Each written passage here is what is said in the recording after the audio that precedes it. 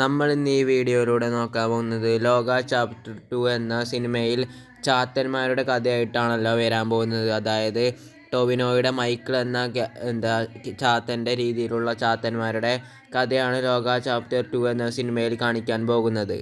അതിൽ മൈക്കിളിൻ്റെ ചേട്ടൻ എന്ന് പറയുന്ന ഒരു ക്യാരക്ടറിനെ കാണിക്കുന്നുണ്ട്. അതായത് നമ്മുടെ AR സിനിമയിലൊക്കെ കാണുന്ന ഒരു മണിയൻ്റെ പോലത്തെ ഒരു ടൈപ്പ് ക്യാരക്ടർ തന്നെയാണ്. അതേപോലെ തന്നെ ഒരു ക്യാരക്ടർ തന്നെയാണ് ലോക എന്ന സിനിമയിലും കൊടുത്തിട്ടുള്ളത്.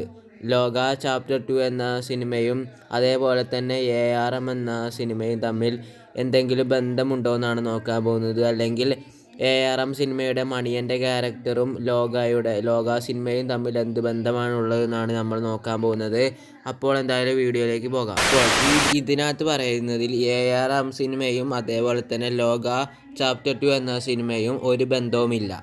പിന്നെ എന്തിനാണ് ARM ക്യാരക്ടർ മണിയൻ്റെ രൂപം അതേപോലെ തന്നെ ലോക എന്ന സിനിമയിൽ കൊണ്ടുവന്നതെന്ന് നിങ്ങൾക്ക് സംശയമുണ്ടാവും.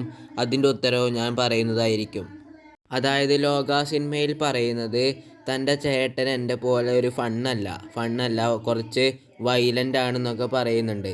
അപ്പോൾ ഇവർക്ക് ARM സിനിമയിലെ ക്യാരക്ടറും ടൊവിനോയുടെ ചാത്തൻ എന്ന രീതിയിൽ കുറച്ച് കണക്റ്റ് ചെയ്യുന്നുണ്ടായിരിക്കും.